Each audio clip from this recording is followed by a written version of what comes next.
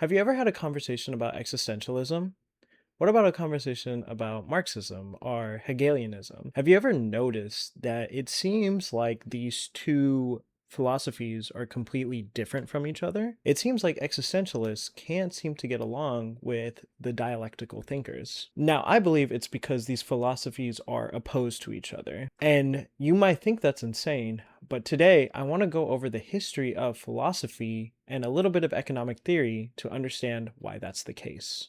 So the question is, how did we get to existentialism, right? This thought of there is no inherent meaning in the world, so we have to create our own meaning. And obviously this pairs up with things like nihilism, right? Where it's life has no inherent meaning even if you try. All of this falls under the branch, in my opinion, under existentialism. When we look at philosophy, there is a very clear lineage of how we got here, added with some economic theory, of course. So let's go back to ancient philosophy. Now, in ancient philosophy, the two people that come into mind obviously are going to be Plato and Aristotle. Now, Plato and Aristotle were what some may call essentialists, right? Basically, an essentialist is somebody who believes that your essence precedes your existence. So the qualities that define you matter more than the existence of you. So, take for example a bed, right? The qualities of that bed, say the softness, the squareness, those essential qualities matter more for the description of a bed than the actual existence of that bed. Because I can conjure up a bed in my mind without having to actually look at what a bed is. This was the basic understanding of Plato. With Aristotle, it's a little different. He believed that you see one bed, you see another bed, you see another bed, and suddenly you come up with the categorization of beds, right?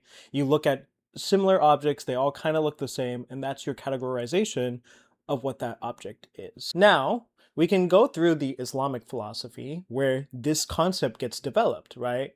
Because it starts with Ibn Sina. And what he does is he essentially says that there is essence and there is existence. Essence, of course, is what we already defined, the core properties of that bed, and existence as that bed actually existing in our certain plane. Now that we have the difference between essence and existence created by Ibn Sina, we can now go through philosophy with this definition. So now, with the rise of the Renaissance and the Enlightenment, you start to have the European philosophers come through. So now with the rise of Enlightenment thinkers, you start to develop two schools of thought.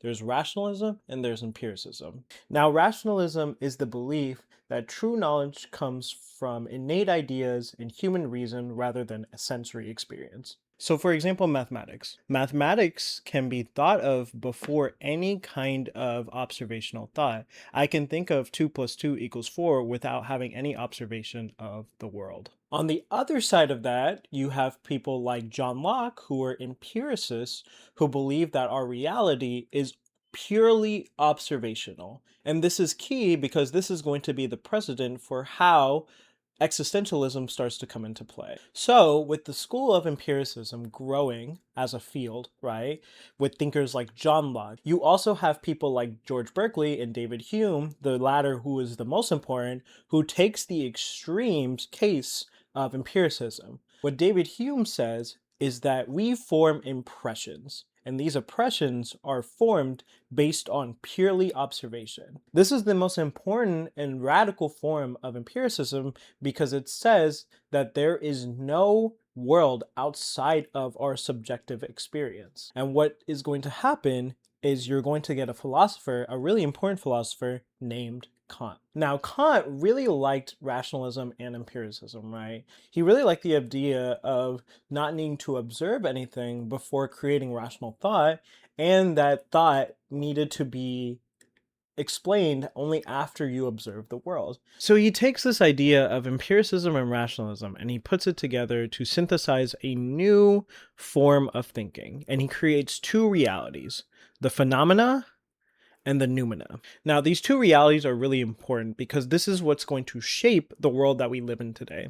Now, the phenomena world is the reality that you are observing, right? Everything that you're observing right here and now, that is the phenomena world.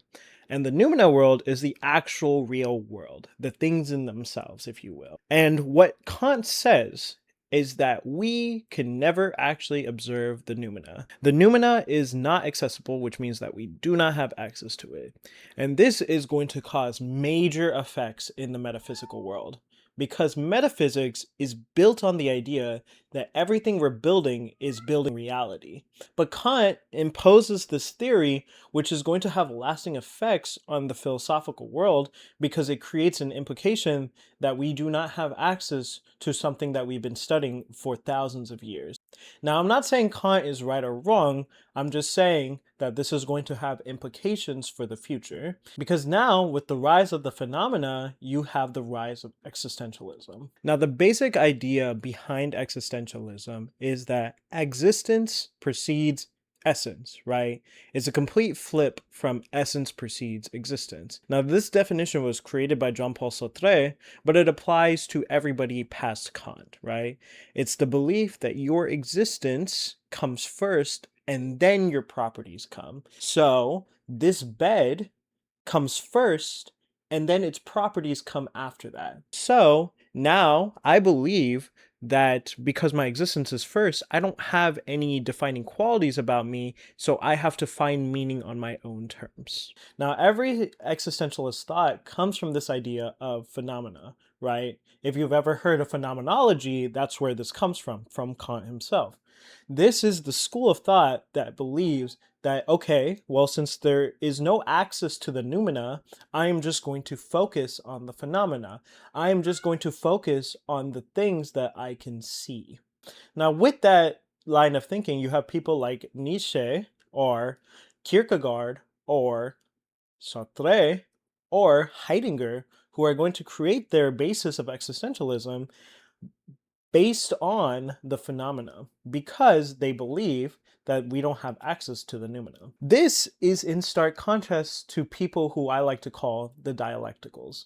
And this is mainly Hegel and Marx, because Hegel and Marx both reject this idea that we don't have access to the noumena. Hegel actually believes that we have access to the real world, and this idea of the noumena isn't real. So he completely discards the idea that Kant is throwing out there, which is that we have a noumena.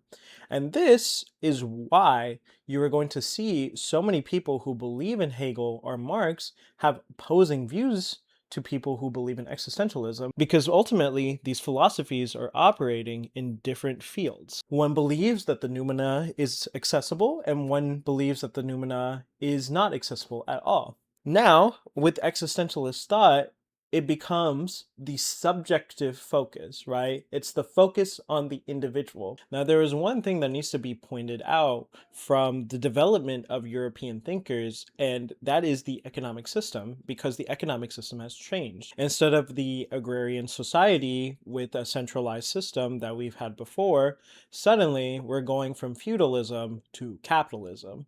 And the capitalist switch is going to cause a lot of the dramatic effects that are going on in your European thought.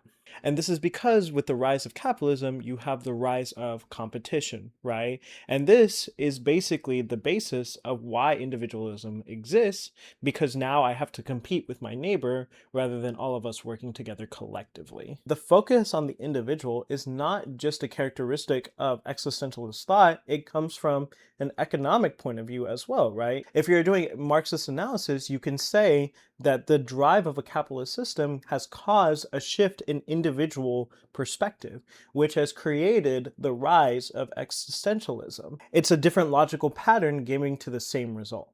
Now, one thing I also forgot to mention is that with what Kant said, some people have said that this is the death of metaphysics. And in my opinion, they're right, because you no longer have access to this real world, right? So no longer can you do analysis on the real world because you don't have access to it, according to the existentialist thought. Now, I'm not saying everybody believes in this, and in fact, if you're a Marxist or a Hegelian, then you will fall on the opposite side of any existentialist.